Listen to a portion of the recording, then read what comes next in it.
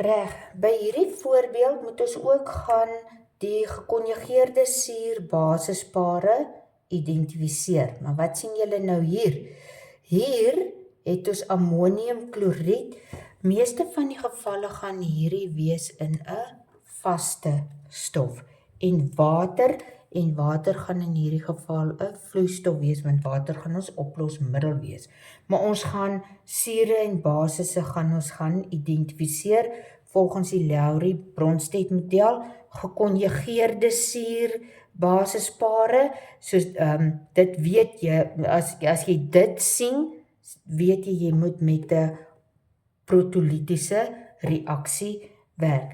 As ons gaan kyk na ammoniumkloried en hy dissosieer in water, het ons ammoniumkloried NH4Cl gaan dissosieer in 'n NH4 plus 'n Cl minus. Dis ons twee ione waaruit dit saamgestel word.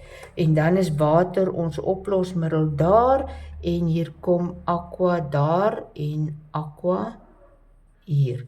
Dis net die dissosiasie van ammoniumkloried vaste stof. Soos as ons nou dit so het, met ander woorde, ons kan nou gaan skryf, hierdie formule vir ons oorskryf in NH4 plus aqua, so in water opgelos, plus Cl minus aqua in H2O wat 'n liquid is, en dan gaan ons kyk.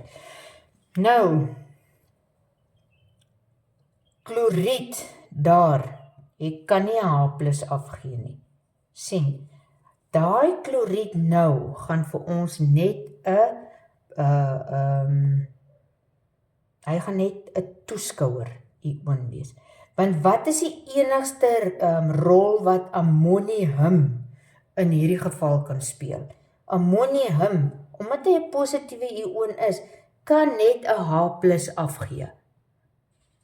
Soos kloried gaan ons 'n toeskouer ion wees. Soos in hierdie geval gaan ons dus nou werk met NH4 en H2O. En jy moet dit so kan gaan identifiseer.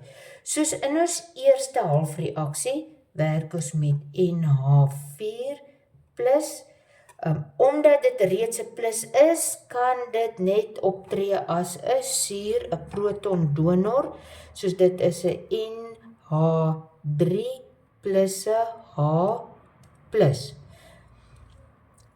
Opgetree as 'n proton donor, dis 'n suur vir halfreaksie 1. Ammoniak gaan 'n basis wees vir reaksie 1, halfreaksie 1. Dan vir 2 gaan ons hê water, H2O. Wat moet H2O nou doen?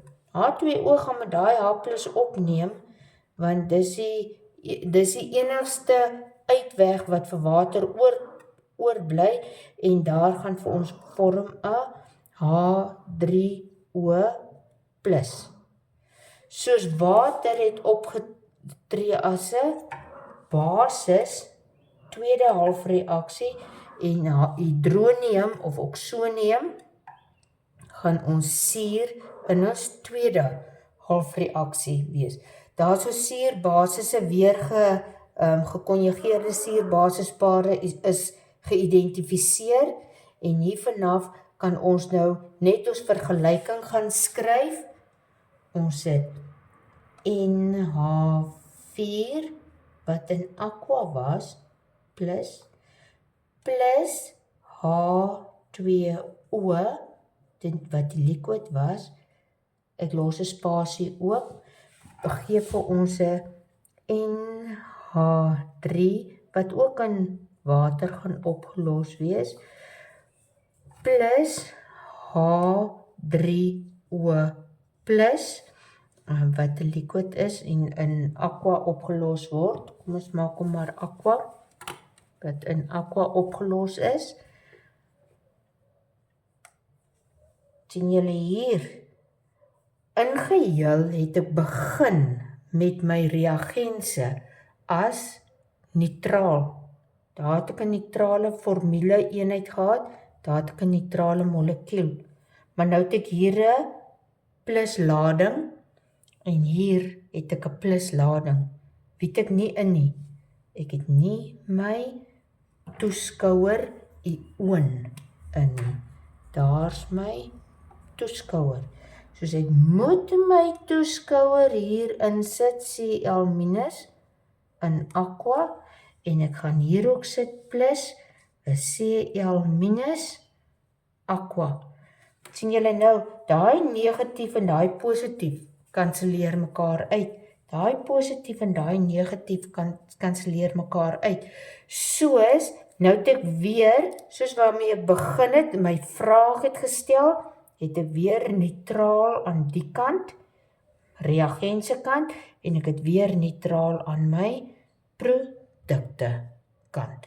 So dis wat jy moet doen as jy 'n toeskouer ion ook by het.